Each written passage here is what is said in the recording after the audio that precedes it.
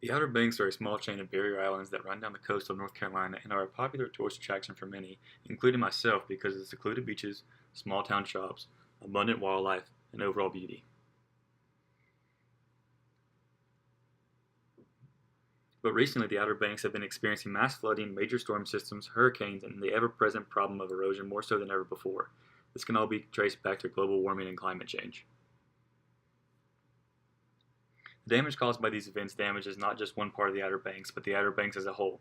Infrastructure is one of the largest human-related damages that the Outer Banks sustain, if not the largest.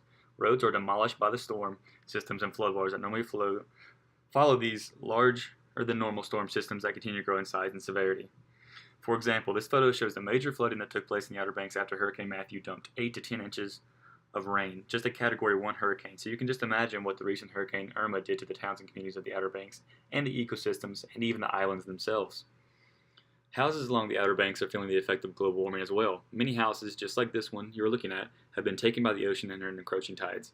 Many families that own houses along the coast are now beginning to actually physically move them further back behind the water line of how fast the erosion combined with rising sea levels is affecting the coastline of the Outer Banks. The Outer Banks are slowly becoming construction zones because of this as well, which is further damaging the dunes and plants that hold the dunes themselves in place, which is where most of the houses are located. This isn't without hope, though. The Outer Banks are more resilient than one may think. Throughout the island themselves, inlets have developed over the decades, some new, some that have been there for as long as we have known. These inlets do something amazing, though. As the water moves through these inlets and channels, they carry sediment and sand behind the shoreline and behind the islands themselves, thus basically rebuilding the shorelines and islands themselves. Even though this is true, the rate at which the islands are eroding far exceeds the natural erosion and rebuilding of the barrier islands themselves.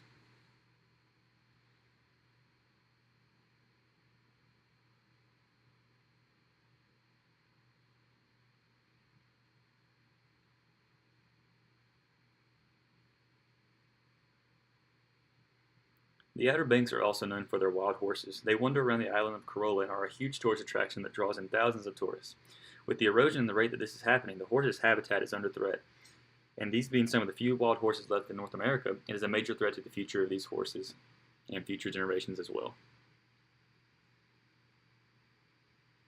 Another rarity of the Outer Banks is that sea turtles still use the beaches as nesting grounds. These nesting grounds are also very protected by the state, and during the egg laying season, nests are even roped off so that tourists don't accidentally disturb the nests. These nesting grounds are under threat just like the horses of Corolla, and with the increased erosion in the past few years, the future populations of these sea turtles are at risk. Back to the topic of inlets that we have discussed previously, this is a map that shows the current inlets versus new inlets. The current inlets are represented by the thicker teal lines along the islands, and the skinnier teal lines represent historic inlets. The blue square also represents the water level rise by 3.3 feet as a prediction scenario. Now recall, the inlets help the rebuilding of the islands, but at the rate of these new inlets that are being developed by sea level rising, the old saying, too much of a good thing is a bad thing, will be proven.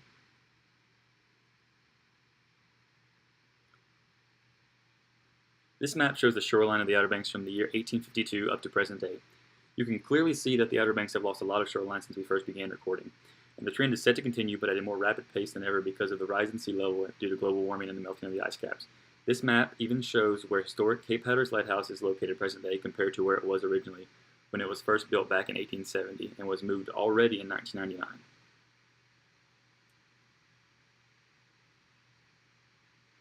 The Outer Banks has proven that she can hold out in recent history. A new island was recently coined, Shelly Island, connecting to Cape Point at the very end of the Outer Banks. This just proves that the islands do regenerate themselves and the future isn't as dull as one might seem. The new island also attracted a ton of tourists and increased the seasonal revenue of the Outer Banks, and money is being put towards the conservation of the Outer Banks and her many treasures.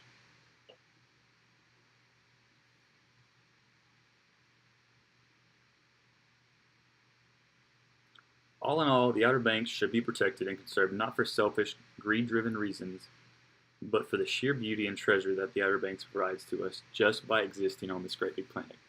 More efforts must take place to reduce global warming and climate change if we want to preserve this natural wonder for future generations to come, and I truly believe we can save the Outer Banks.